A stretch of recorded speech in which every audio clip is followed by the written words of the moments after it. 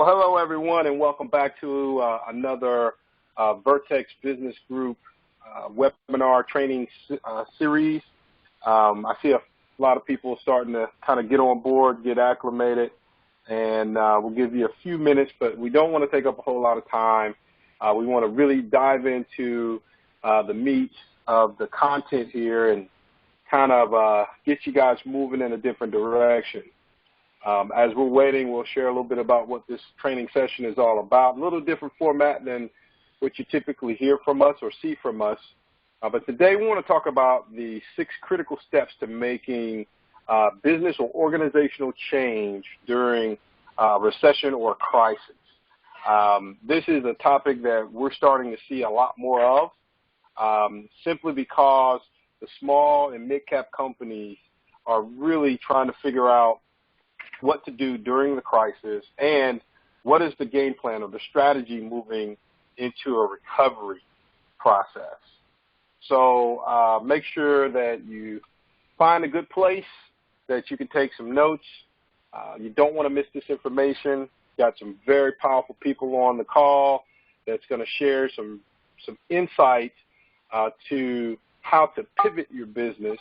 And I'm sure a lot of people are hearing that term more now than ever before, but sometimes you have to make change to see greater outcomes and results during a time like what we're living in today. So real quick, some housekeeping. We don't want to take up much of your time. I'm going to try to keep this training session under 60 minutes. For those who are in the live training session, we'll try to answer some questions at the end of the training session, but for those who are watching this through the on-demand or recorded training session, please feel free to send us your questions via email. We'll try to get to them as soon as possible. And at any time, if you can't hear or see the screen, just wave your hand in the chat box, and we'll try to correct that as quickly as we possibly can. For those who are new to the Vertex Business Group, introduce myself a little bit about me. I'm Scott Coulter, founder of APSI and the Vertex Business Group. Got about 20 years of experience working with small businesses and executives, helping them with process improvement, change management, organizational growth, and business strategies. I am accompanied today by my partners, Jim Jeter and Anthony Shipman. If Jim and Anthony, you want to kind of introduce yourself and give a little background of who you are. Anthony Shipman, founder and president of the Shipman Group 2. Been in the business development aspect and helping some small companies, large cap companies, minority business owners grow anywhere from 30 to 100% based on the access that we have through relationships, access opportunities to grow their revenue. So been at it 25 plus years, helped some companies that you might know from Black Enterprise, but if you go to our website, theshipmangroup.com, it will show you some of our past clients and some of the clients we currently work with. And it's always a pleasure to be on the call with Scott and with Jim. And I'm Jim Jeter, Senior Executive Vice President of Extreme Data Technologies. And my expertise, I've been with the Department of Defense for over 30 years and different capacities in helping deliberate and strategic planning and typically deployments and also contingency type planning, and also on the commercial side in dealing with small business and helping them with their business development, streamlining processes, and how they can make the most effective use of their time. Awesome. So as you guys can see, here as part of the Vertex Business Group, we're just a group of executives, successful entrepreneurs who are truly committed to helping the small business community. We're about 3 things: people, process, and result-driven solutions. And that's truly what our team is all about. And we've got an assortment of very extraordinary personnel and skills on this as part of the business, the Vertex Business Group. I mean, ranging from entrepreneurs, military leaders, procurement specialists. We've even got, professional athletes, certified coaches, human resources, finance strategists, and personnel.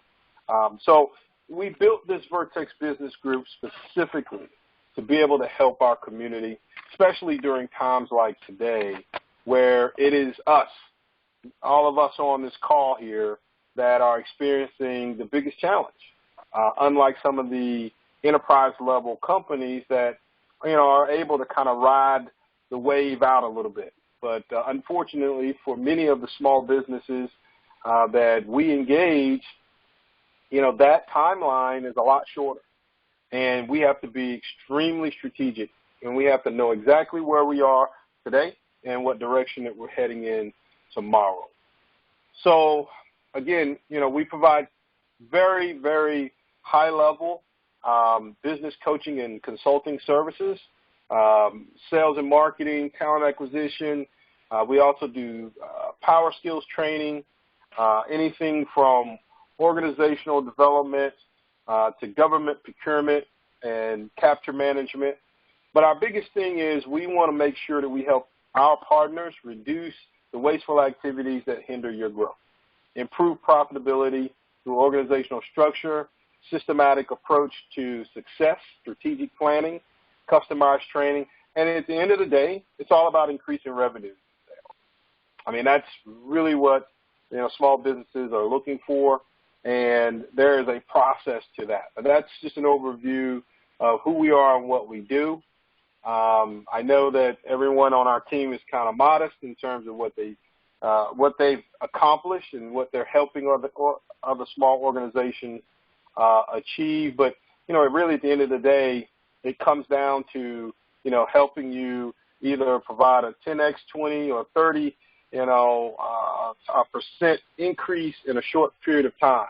And that's what we really, really hone in on, is just making sure that, our partners and anyone that we're affiliated with are able to produce predictable and repeatable outcomes. And a lot of times that comes in, new market opportunities ranging from, $10 million, $50 million, up to $200 million in new opportunities. And a lot of small businesses feel as if you don't have the ability to capture growth to that level, but you actually do. You just, some may need a little help, little guidance, and understanding how, business processes work. So as far as what we're going to talk about today, we're going to really give you 6 steps to conducting proper organization or business change during a crisis. I think we all can attest to the fact that, this is completely something new that we've never seen before. I don't think anybody on this call has ever been through a pandemic in which, affected the whole world. So making change is something that you really need to take seriously, but at the same time, there is a strategy to that, so that the change that you make today will benefit your business tomorrow. So the key is, why are we making change? Why is it so important to make change during a crisis? Okay? Some of you may not have to. I don't know many small businesses that are not at least looking at something that needs to change, but there's certain reasons why any company would want to pivot during a crisis. Either 1, your current model is broken, 2, loss of key personnel or talent, but I think the third one is where we are right now. I think we all can agree to that. Industry disruption, economic breakdown, pandemics that affect the whole world. But you also have to keep in mind the needs of your customers, because they have changed. Lack of revenue, sales, or customers, or again, the global pandemic or crisis. But, there's many reasons why small businesses would change, but, these are what we see or what we consider as common.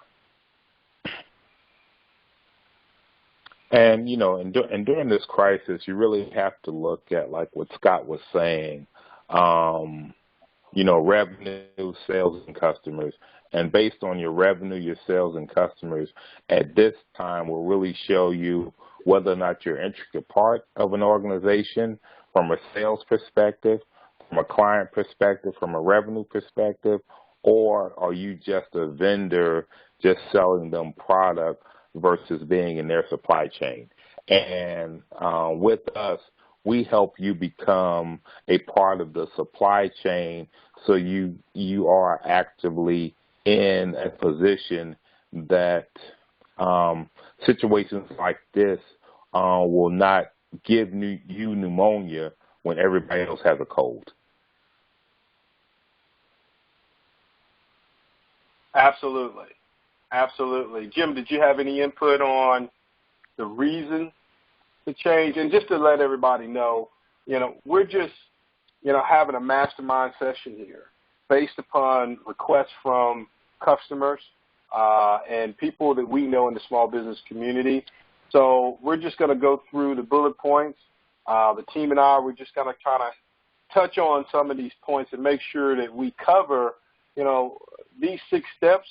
But the main thing is understanding why you need to pivot at this point. Yeah, I just wanted to make mention of the importance of trend analysis, capturing or relooking or re-engineering what you're good at, where you have had successes, and then applying those successes to, after taking a hard look at the trends or doing an analysis of where the market or where is your new target market. And I hope you guys really caught that, because what Jim just mentioned really hits on the needs of your customer. Because think about it, right now your customer is going through the same strategic process, okay? They're looking at what they need to do either better, either cut out some or eliminate some wasteful activities. They're taking a breakdown of their products and their services. So as their needs change, your needs should be in sync with that. So did we have any additional input on that, guys? Or okay, good. From your standpoint, you have to really look at, like you said, Scott, as your customers' needs change. You want to be part of the value add to as your customers' needs change, and position yourself where your customer needs you rather than you always needing them. Yeah, that's right on the nose right there. A lot of companies right now are just not, they're not showing value. And if you had a weak value or your relationship was weak going into this pandemic, just think about, where it is now and where it's going to be if your customer changes or their needs change and, you fail to make adjustments yourself. So now that's powerful stuff there. What we're going to talk about first is step 1, and that is the evaluating your business plan or business strategy. Okay, your strategic plan has to be accurate. This is not the time to just, huddle up with your strategic partners or, your stakeholders or your key leadership team and just throw wishful thinking out there. It just will not work. You have to be accurate, and that means, having a clearly defined direction. You can't just say just because everyone is selling masks right now or looking for a reason to sell masks that you have to go find a way to sell masks. That's not strategic planning. Strategic planning is knowing exactly who you are and what you do and focus on those areas. You got to establish your key result areas, which are connected to your performance indicators. Connect your new direction to the needs of the customer. That goes back to what we said before. have a strong implementation plan and set new goals and measurement metrics. So I'll leave it open for the team to kind of elaborate on step number one. And you know, as you look at your new goals and new measurement metrics, you should include all of your stakeholders within your organization and get your customers involved, so you can pivot accordingly to what their needs are, what your needs are today, and where those need to be going in the future. Because you don't want to do something based on what the current trends are, but in 6 months, you know, you plan for a trend that's not happening. So you want to make sure that as you sit down and you talk about your new goals and your new metrics, you should probably, you know, I always tell clients to look at where are you today, where are you trying to be, and where we can help you get to based on 3, 6, 9. That could be 3 years, 6 years, 9 years, or it could be 3 months, 6 months, 9 months. And you should always review at least once a quarter to make sure that the plan that you laid out, that you are following the roadmap based on your executive strategy. Awesome. Jim, did you have any input on the evaluation portion of the strategy?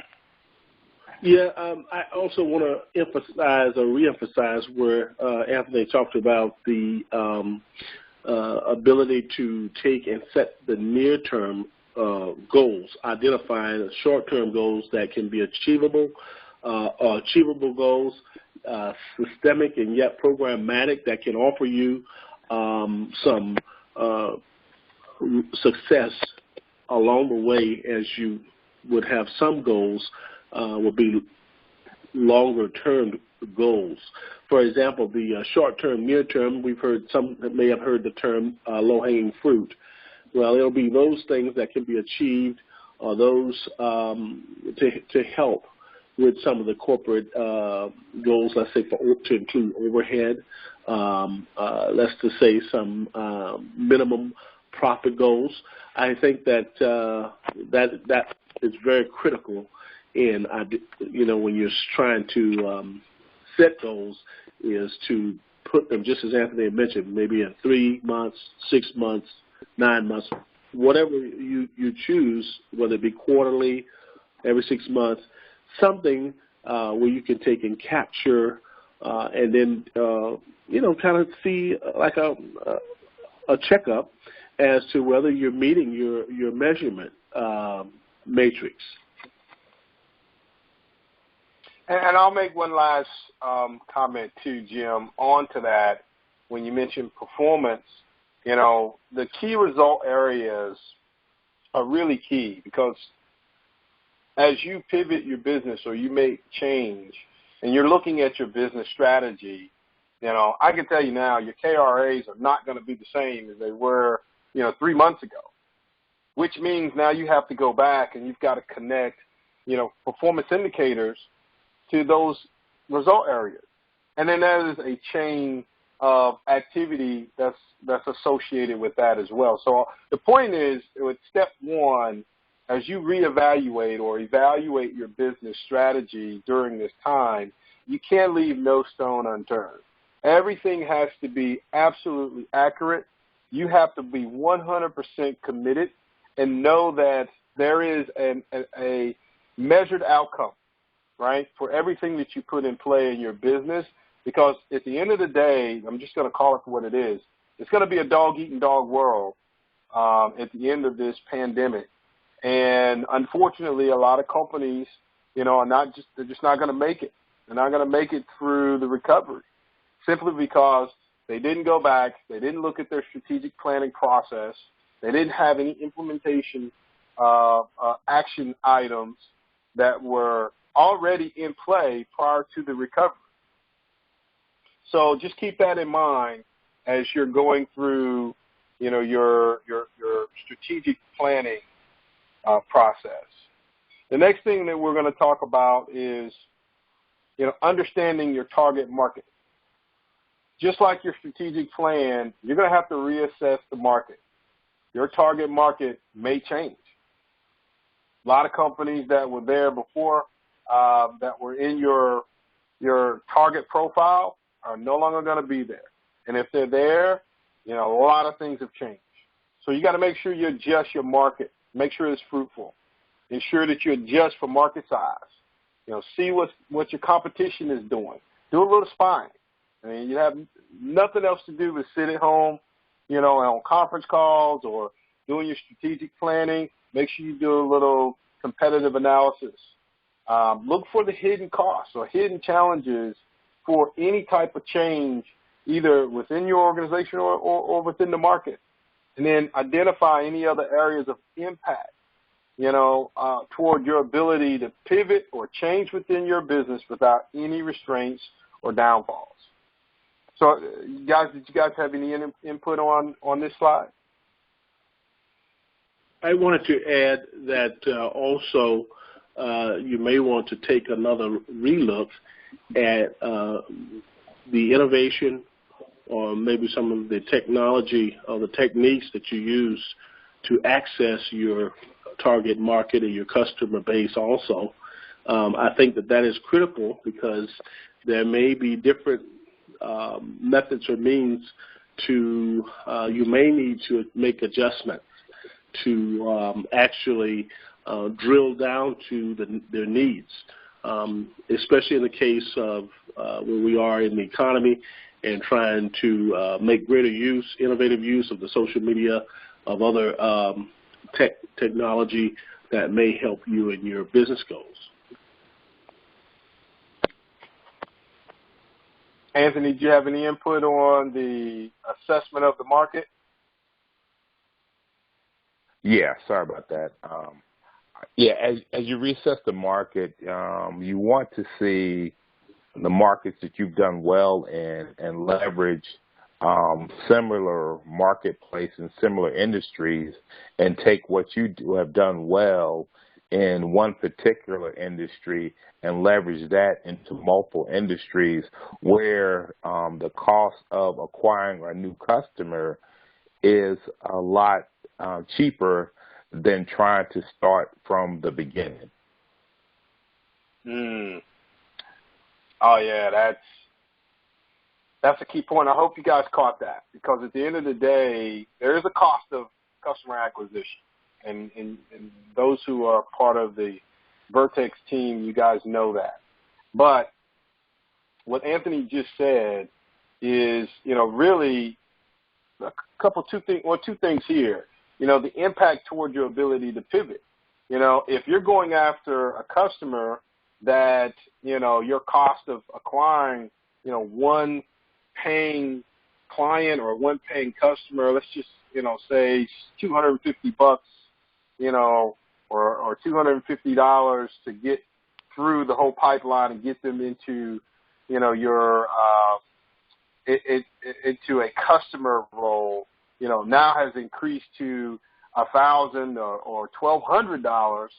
Your cost of customer acquisition may be too steep.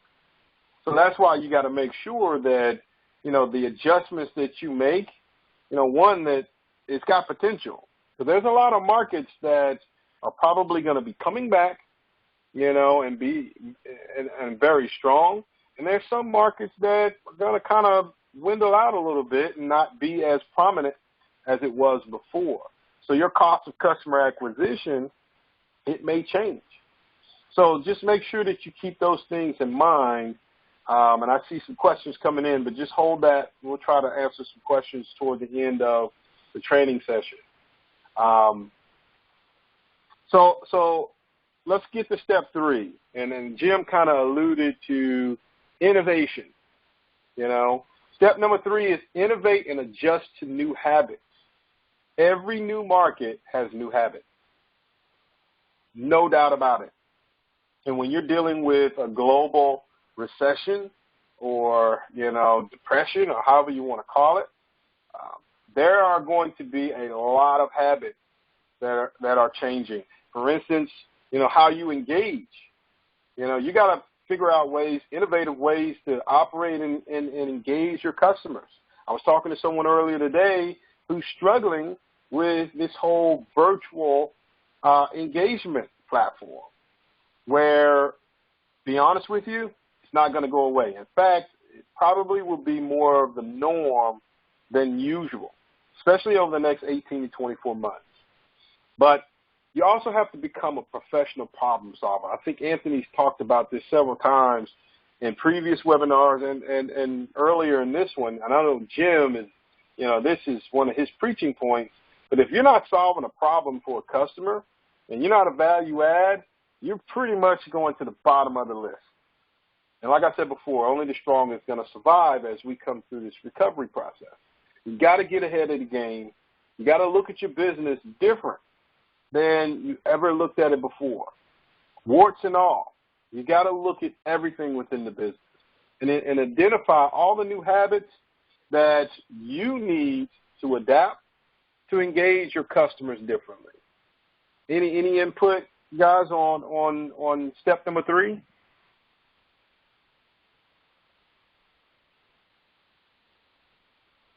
Okay. You were saying, Scott, with social media, how that has really changed the game. And with social media, just because you have a client and you're looking at one person within an organization that has been able to help you along the way to navigate, with new markets and new habits, now you have to look at the one particular person that you have is kind of your go-to, but also the people that are sitting around them, because you're going to have to be able to prove your value add to multiple people within the organization, because one thing that we know that's constant is change. So you have to position your organization for any changes that are coming down the pipe, and only having one source of contact within the business, and that might be a great source of contact, but eventually the people sitting around that particular person could possibly rotate and move in those new roles. So you're going to have more than one cheerleader in every situation. So the most cheerleaders you have within the organization, the better you will be positioned when the new market habits start to happen. And that's getting ahead of the game, meaning not necessarily getting ahead of the market itself, but as Anthony was just sharing, you got to get ahead of your customer and your customer contact. And that's a good one, too, because, the person that you were talking to was in one role 2 months ago, may be in a different role, 2 months from now, to where now you need to know, as Anthony would always put it, 2 people in front, 2 people to the side, and 2 people above. So getting ahead of the game means now you have the responsibility of making those relationships contacts. Making those contacts better relationships is what I meant. And that's doing it now. I know I've talked to several organizations that are like, hey, we're in the planning phase right now. Give me a call, in about 30 days. Check in with me in 30 days, because they're looking at, what's going to happen, by the end of next month. Where some companies are just sitting back saying, hey, I need work right now. Give me something right now. No, we're looking at getting ahead of the game. If you need help right now, we give it to you. But you're going to need help at some point. When can we reconnect? So that's a new habit compared to what it was 30 days ago, 60 days ago. So make sure that you get ahead of the game. But, again, professional problem solver, PPS, those who, have worked with me, worked for me, you guys know that I'm all about being a professional problem solver. Okay? That's the only way that you survive. And that's really how you thrive. Not calling up a customer and telling the customer, well, I've got a connection. well, I could get you some gloves or gowns. That's not, really being a problem solver. Problem solver is, hey, I understand that there's a gap within your supply chain, and I have the ability to help close that gap. And it could be software. It could be, a process that would help them, shorten the time frame from order to delivery. Now you add value instead of being a broker in a lot of cases, to where you just kind of in between, contacts. But being a problem solver, professional problem solver, is where you want to be. But again, whatever that is, innovation is the key. Okay, that is really the meat and potatoes of adjusting to the new habits. You're going to have to come up with something that someone else is not doing. And right now, just to be, to close this step 3 out, is this.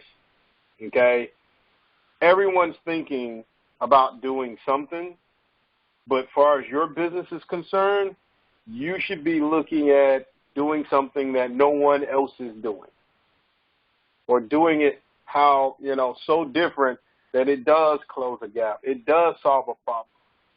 It does add value. That's what you should be looking at when it comes to new habits and how you're going to work moving forward. Okay, let's get to step number 4. One of my favorites. Eliminate waste. Let's get lean. Let's get agile. Okay? Right now is the time to get lean. I know a lot of small businesses are already saying, well, man, I'm very lean as it is.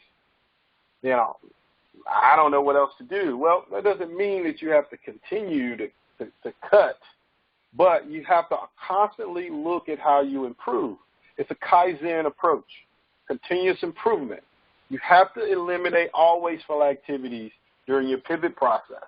Because if you pivot and you have activities that are just not profitable, that just don't make any progress or not efficient at all, and you include those action steps or activities into a really solid strategic plan, all you're going to get is a lot of bumps and lumps along the way. I promise you that. Evaluate your personnel. Look at your processes, your framework. You got to look at everything. You got to look for the gaps in those activities. You got to restructure your value streams in your business, incorporate performance and quality, build those deliverables around performance-based processes, okay? Simplify your supply chain and create accurate and measurable management tools. Any input, Jim or Tony, Anthony? Yeah, I just want to make a comment regarding the part of that may also include a relook at in your methods of marketing the generations. I think part of what we've talked about so far, another very important piece of this is also being able to leverage, when it gets down to looking at value add. One critical one would definitely be to relook at your marketing strategy to ensure that there's different types of, for example, provocative marketing, maybe something that may infuse. If you could imagine, we've got all of this information is coming, or whether it be email, social media, you've got information overload. But how do you capture the interest of the market? To begin with, that may be one of those methods or one of those processes that Scott has talked about that may be a way to look at restructuring the way you do business. Absolutely. Anthony, you had something you wanted to add to that? Yeah, and Scott, as we look at different clients, we had one the other day that was looking at the total processes in place, realigning, getting lean, becoming a leaner organization. Because being a smaller organization, if you're smaller at $1 million worth of revenue or $50 million worth of revenue, you still can get a little leaner. And as you do, you're able to pivot according to your customer needs sooner than the guerrilla person that's sometime in the supply chain, because they have to go through so many steps to make a change. When you're $1 million revenue firm, you're a $50 million revenue firm, and if you're a $100 million revenue firm, in most situations, you can go directly to the C-suite individuals within both sides of the company and be able to make an opportunity happen a lot sooner than going through an entire chain of board of directors. And and every company that we have looked at here recently is really talking about getting lean and getting agile. Absolutely. And I'm going to add just a bit to both of those comments. I want to go back to bullet point number 2, and I'm going to address the gorilla in the room here. Everyone on this call is probably a small business owner or a partner within a small or mid-cap company. Could be bigger organizations. We love you guys too, right? But here's the thing, okay? Right now is the time to evaluate your personnel team. And I know people don't want to hear that, but at the end of the day, as this thing recovers, as the reboot sets, all right, if you have personnel that weren't producing, okay, going into the recession, and they're not taking the necessary steps to develop skills during this quarantine period or whatever you want to call it, you got to be ready to make some very tough decisions on the way out. Because on the way out of this quarantine or recession period, it's going to come down to truly skilled personnel are going to be the ones who, I guess, the squeaky wheel gets the oil. But in this case here, the professional problem solver is going to be the one that will produce for you. And I hate to put it that way. I know a lot of people are hurting. We're all experiencing, a lot in this world. But one thing that we have to be careful with is allowing your team, okay, to get fat and nasty during the quarantine. Because I guarantee you, from a personnel perspective, there are some people that are sitting back, they're so used to sitting back at home watching, Fox News and CNN or whatever channel they watch, eating all day, no exercise, don't want to get on conference calls. They're absolutely falling behind. There's nothing you can do about that, except if you're the stakeholder in the business, you got to make sure that all your personnel is doing the right things and developing new skills moving forward. So that's the gorilla, truly the gorilla in the room. And then the last piece I want to make before we move on, last point, okay, right now is also a good time to renegotiate your supply channels, okay? Some small businesses that we engage, the first thing I look at is, what are you paying for your supplies? What are you being charged? What are your payment terms? Right now is a good time to negotiate. You may even get 15-day payment terms where you were at net 45, net 60 2 months ago. You may be able to get that down to 15. Therefore, you're turning money a lot quicker, and you're not floating so much debt. So it's a good time, really, to get lean and mean. And as Anthony mentioned, agile as well. Now you can show up to your customer doorstep with a new process, a new capability of being able to turn around, product or service quicker than you were before. Or even better. Some of you may even have to find new manufacturers. But I guarantee you, you're probably more open to have good conversations now that would benefit your business than you would, minimum 2 months ago. Okay? So that's step number 4. Step number 5, let's talk about communications, branding, and marketing.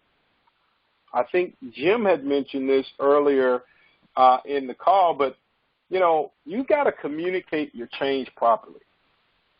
You can't just say we're going to pivot our business and not communicate your pivot either internally or externally. You got to be clear and honest, you know, in your communication about change. You know, let everybody know what the projected benefits of the change is going to be, especially your internal personnel. If you have internal staff, you know, let them know this is where we are. If they're not part of the strategic planning process, you got to keep them informed. Set clear expectations for the change. The big one there is if, let's just say, you're pivoting your business, and as Anthony mentioned, the sales process, you know, your cost of customer acquisition, you know, just increased because you got more steps within that process, then you may have to increase the level of commission to the sales personnel.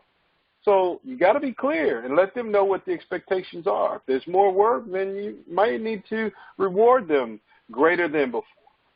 You know, be strategic and consistent. Whatever your message is going to be, you know, allocate time or the platform for two-way communication. You know, I think Jim mentioned getting feedback from the customer earlier. I mean, that is the key. You're just going to make a change and not communicate with the customer. There could be a potential for partnership just in that two-way communication or that feedback process with a potential customer. So let's not, you know, rule that one out. Communicate your change with everyone, your existing customers as well. Rebranding. You know, you may have to rebrand. Now, I know that's a daunting thing, but, you know, at this point, if you're completely changing, you know, what you're doing or what you offer, you know, it may not match or be in alignment with your previous message. So there may be a rebranding process with that. You know, connect all content, data sheets, and marketing campaigns to your change. Now, I'm really big on that one. I think that your business card, you know, should match your data sheets, you know, your white papers, your marketing campaigns should all match your website. Your website should have the same message as what you preach in your slide decks.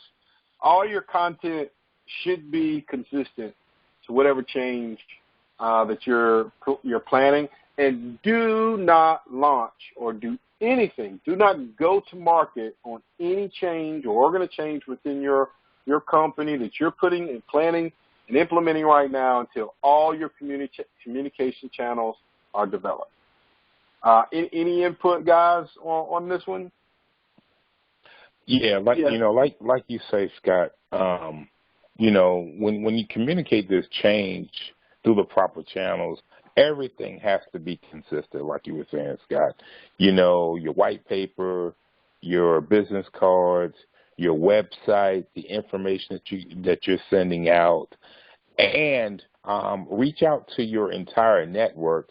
Let them know what you're doing, and you might be able to capture a couple new line of businesses because you're consistent in your communication, and now everybody knows beyond where you were, where you're going, and what you're planning to do. And I just want to take and reiterate, as Anthony has just, there's one critical buzzword in all of this is capture. Capture management, I think, is so critical that as part of and dealing with so many different businesses, we've got the operational piece down. We do know about the marketing and that part of it, but there's one piece in here where we're talking do not launch or go to the market until all communication channels are developed. Well, that business development is one portion, but critical. I would like to reiterate the criticality of capture management. That role in this process is so critical into capturing the leads, as Anthony has just mentioned. That is a critical piece in this process. And Jim, can you, because you just hit on something, and I know we're trying to be, you know, very conscious of everybody's time in this training session here, but capture management, I don't think a lot of companies really understand the value of capture management. I mean, can you kind of dive into that just a little bit, Jim? because when I bring up capture management in a lot of meetings, I think it kind of I think it goes over the head sometimes. And I want to make sure that our game changer community, they understand, exactly what that entails, if you could. Sure. A lot of it goes to, as I mentioned before, you have your operational, day-to-day operations. You have that administrative, that procurement, contracting, acquisitions. You have that portion. But sometimes as a CEO, you can get so busy and trying to, do your very best and making sure everything is working good in the operational end, and then trying to do the best you can with the planning. But the capture piece talks to the ability to go out and reach the customer. Things are a lot different now, but it would actually, if you can entail or imagine going out, meeting one-on-one with your customers, if it was no more than just how's everything going? Is everything going okay? Do we have it on the mark for you? It's just that engagement from the level of a senior executive with various clientele, customers, as you will, to kind of keep finding out, are there opportunities? Are you on target, on track, or are there some opportunities available to you that you may be able to take back and look at potentially some potential growth in some areas with a particular customer? Awesome. So I think everyone kind of got that, and if you didn't, trust me, you need to really look into that capture management piece, because as Jim mentioned, that's an area that most small to mid-sized companies, especially from the executive CEO, president, or vice president, that C-suite level, it gets left out. And it's easy to do because you're just overwhelmed with a whole lot of things that you're trying to manage and monitor. But the capture management piece will help you communicate, your change a lot better to either prospects, customers, or even your internal teams. So let's get to step number 6. Okay, we talked about the branding and launching, but there's an important piece there, and that's being consistent with your products and services during the launch. Okay, and it's easy. Just start asking your question. The question here: is there a need for product repackaging? I know Jim and I had a client once before that we looked at, how things were packaged, and I'm not talking in the sense of, do I need to change the color of the package of this product, or do I, need to change this drastic change? It's not a drastic change. It could just be, maybe bundling a service, or it could be, retargeting a product that you didn't have a lot of success with before with the new habits of the new market. But you have to really look at that, and ask yourself, ask your team, and as Jim and Anthony mentioned, ask the market. Is there a need for me to repackage some of the products or services that I have? Understanding your logistics. If you are creating a new product or service, what are the logistics of that? What is the cost of delivery? Is it the same? Are you saving more money? Are you cutting costs? Or as Anthony mentioned, is your cost of acquisition, so high that it takes away from your ability, to be able to acquire, the proper products or afford to be able to deliver a solution or a service? You got to keep these things in mind as you're looking at your strategic plan or reorganizing. Prepare your new concept for launch through testing. I think both Jim and Anthony mentioned that. Identify the cost of rebranding for new marketing strategies. That's not free unless you're a web development or a marketing company. And even then it's not free because you're the CEO or the president, you're the executive. Your time is money. So you're going to have to take time away from your marketing or your sales process to do a whole rebranding, a whole rebranding campaign. You have to be consistent. And then I shared with you the Kaizen approach to your business offering. And that's simple, a continuous improvement process. Even when you go to market, even when you start making money, even when you get those big contracts that you're preparing for right now, you should be always looking to get better. And then make sure your reboot business aligns with the customer needs. I think that should have been the theme, actually, of this training session is, aligning with customer needs. So with that said, any other input, guys? No, I think you about captured it all there. You definitely have to be aligned and, on the repackaging, on the prep and the launch, and make sure that the people who need to buy in to this are the stakeholders. So the stakeholders being your C-suite executives and also your customers that you're planning to let them know what you will be able to do, what you've currently done, and what you can do for them in the future. Awesome. So everyone, now is the time to get it done, okay? As leaders, it is our responsibility to have a positive attitude toward diving into your business, whether that's restructuring, whether that's reorganizing, whether that's pivoting. That seems to be the buzzword right now. The strategy sets the tone for where we are and what we're doing, okay? Right now, everyone is sitting around the campfire looking for the magic pill. What is it that I can do and what I can input that's going to help, turn my business around?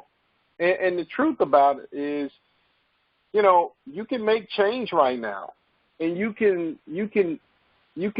really plan for repeatable and measurable outcomes. But at the end of the day, if you're not conducting your strategic planning process properly and taking these 6 steps in consideration as you're going through this process, you've heard me say it again. All you're doing is taking the right information, the right strategies, and you're going to put them in the wrong sequence. I guarantee you may get some short-term gains, but the long-term outcomes from that is having a good market or a market where you have the perfect product and service, but there's something broken within the framework. There's something broken within the model. There's something broken with, your daily activity or within your team. And right now is the time to fix whatever is broken. And don't be afraid to make drastic change, because we're not in, typical times. We're in drastic times. And it could be a drastic change that could turn your business around, or change from surviving, really to thriving. So I want you to know that our team is excited. Companies that have been planning for change over the last, 3, 4, 5, 6 months. I know for us, we started our planning process in early November. So nothing's really changed for us except the fact that the market is a lot slower, but we're able to pivot a lot easier, a lot quicker because of the time and effort that was put in starting in November. And that's typical for us. We take the time through the holiday to start preparing for whatever, the good, the bad, and the ugly. We just didn't know that it was going to be extremely ugly during this time. So as a bonus, I'm going to give you a couple little tidbits here. Focus on growth, profitability, and survival. Okay? That's really where you need to be. Stay proactive. Don't procrastinate. Do what you know that is best for your company. For your business or your company. Okay? The economic, market, customers' behaviors will be different. Okay? Everything's going to be different. Be careful not to eliminate items that may not be essential now, but may be essential later. So that's a key one right there. As you're making change and you're eliminating waste, make sure that you measure that and you're not cutting yourself, your foot off now that you're going to need, 2-3 months from now.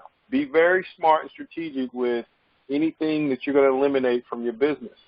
Invest in growth and development. Okay? Don't let your team just sit around and have the doom and gloom attitude. Okay? It's up to you to make sure that you reassure them that things will be okay, because they're going to be. Okay? So take some time and invest in growth and development, not just with them, but in yourself as well. Excuse me. Don't obsess with uncertainty. I think that's the biggest thing. And I know it's easy to do with, the news. One is, happy, one is, sad, and, it's, 3 weeks, another 30 days, and, it's going to be next year. And don't obsess with that kind of stuff. Okay? Focus on what you know you can control. You can control your strategy. You can control your business. You can control the fact that, you can evaluate your products and services. Those things you can control. Focus on that. And establish a lessons learned database. I know Jim's really big on lessons learned. Every time we have an engagement, every time we bring in a new customer, every time we have a new project, or we're involved, with a large entity, Jim always comes back and say, okay, that was a great engagement, but what are our lessons learned? What did we take from that? Is there anything that we can learn from that?